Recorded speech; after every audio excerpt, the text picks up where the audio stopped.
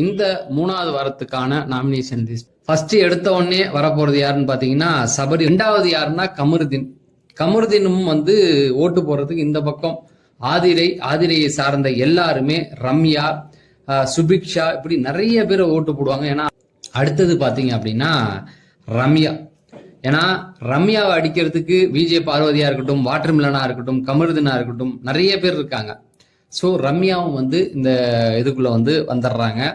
அதுக்கப்புறமேட்டுக்கு பார்த்தீங்கன்னா ஆதிரையை எனக்கு தெரிஞ்சு எல்லாருமே அடிப்பாங்க.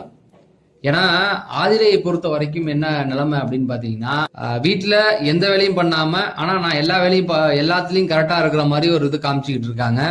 ப்ளஸ் வெளியில பிஆர் உருட்டுகள் நிறைய இருக்கு அவங்களுக்கு. அதனால கிப்பிக்கலாம்லாம் கண்டென்ட் கொடுத்தாதாம்மா நீ புரியுதா? நீ பிஆர் வச்சுக்கிட்டுலாம் ஒண்ணுமே பண்ண முடியாது.